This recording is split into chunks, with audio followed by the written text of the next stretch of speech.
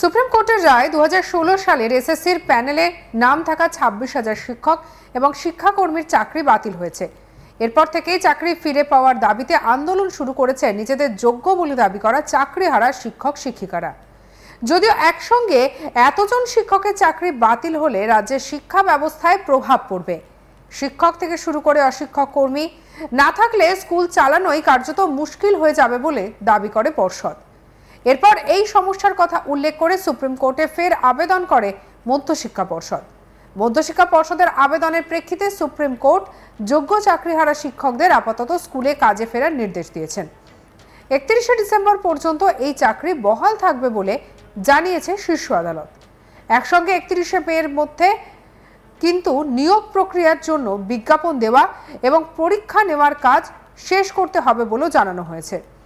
এই রায় আপাতত স্বস্তি মিলেছে ঠিকই, কিন্তু তাদের চাকরিতে সম্মানের সঙ্গে পুনর্বহালের জন্য লড়াই চালু থাকবে, এমনটাই জানাচ্ছেন চাকরিহারা শিক্ষকেরা।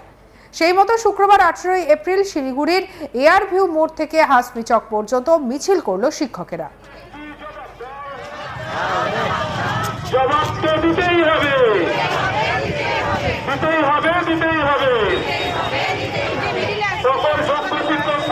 শিক্ষাকর্মীদের তালিকা বিলম্বে প্রকাশ করতে হবে। আইনি লড়াইয়ের মাধ্যমে সকল যোগ্য শিক্ষক শিক্ষিকা ও কর্মীদের বিক্ষোভরত শিক্ষক শিক্ষিকারা বলেন, সরকারের আবেদন যাতে পঠন পাঠন চালু থাকে সেই জন্য আমরা স্কুলে যাই, কিন্তু পরীক্ষা নেওয়া হবে সেটাও বলা হয়েছে। ফলত এটা সাময়িক একটা প্রক্রিয়া, বেতন চলবে, আমাদের সসম্মানে ফিরতে গেলে রিভিউতেই ফিরতে হবে, কিন্তু ফের পরীক্ষায় তারা বসবেন না বলে জানাচ্ছেন চাকরিহারা শিক্ষকদের একাংশ। কি বলছেন চাকরিহারা শিক্ষক সেলিম জাফর, শুনব। আমাদের সুপ্রিম কোর্টে গতকালকে যে রায় হয়েছে সেই রায়ে আমরা খুব আশাহত হয়েছি। আমরা কখনো ভারতবর্ষের সবচেয়ে সর্বোচ্চ ন্যায়ালয় ওনার কাছে আমরা কখনো এইরকম আশা করিনি।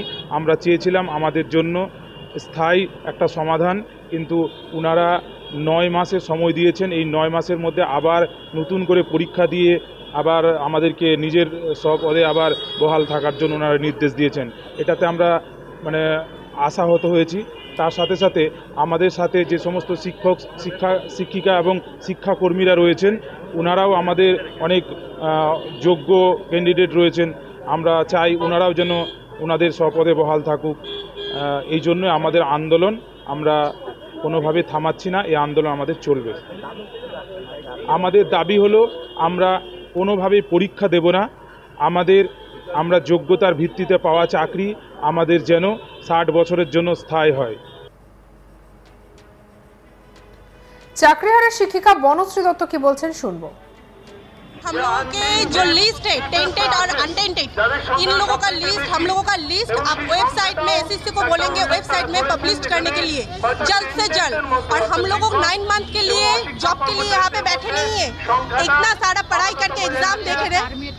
हाँ, तो ये जो हम लोगों ने एग्जाम दिया, पढ़ाई किया, ये जो हम लोगों ने मेहनत किया, ये 60 साल तक जॉब करने के लिए हम लोगों ने यहाँ तक पढ़ाई किया, यहाँ तक इतना सारा वेरिफिकेशन, इतना सारा रिटर्न वाइवा सब कुछ क्वालिफाई करके आज हम यहाँ पे आए। 21 लाख स्टूडेंट्स के आउट ऑफ स्टूडेंट्स हम लोगों ने यहाँ इतने सारे पास किए। तो हम लोगों का यही ये डिमांड है कि टेंटेड और अनटेंटेड का लिस्ट जल्द से जल्द वेबसाइट में पब्लिश कीजिए।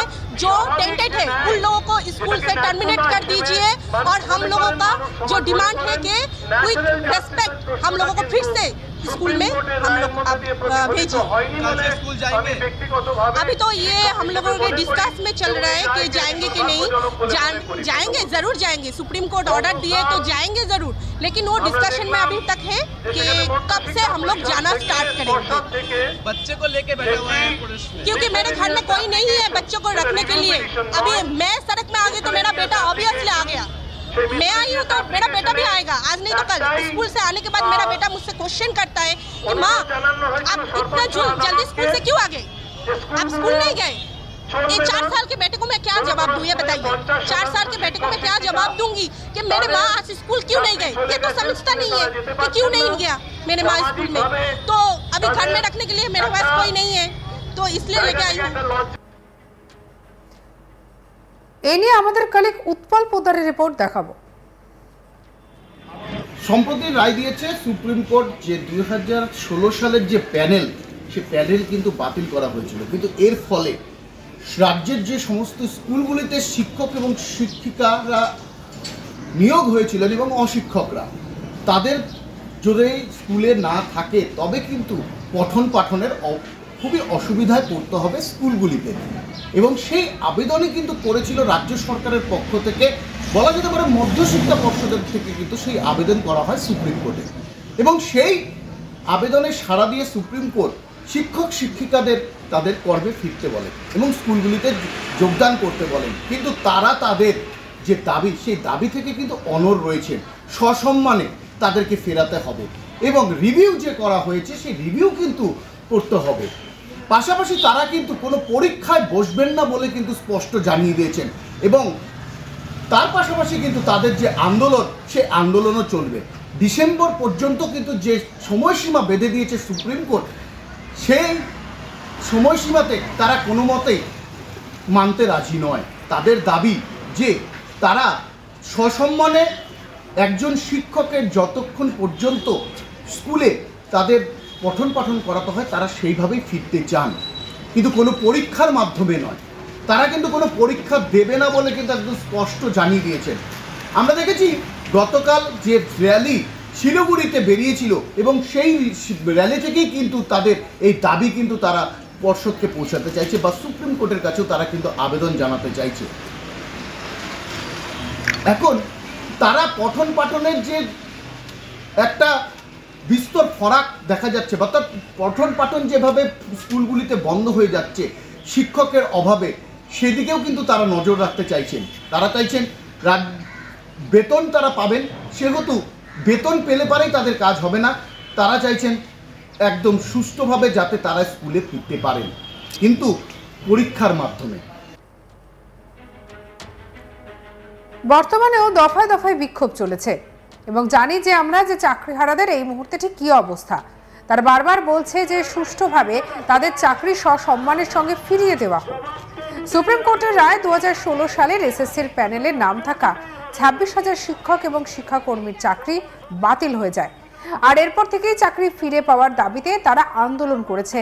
তারা নিজেদের যোগ্য বলে দাবি করেছেন এবং তারা বলেছেন যে তাদেরকে সসম্মানের সঙ্গে তাদের চাকরি ফিরিয়ে দেওয়া হোক।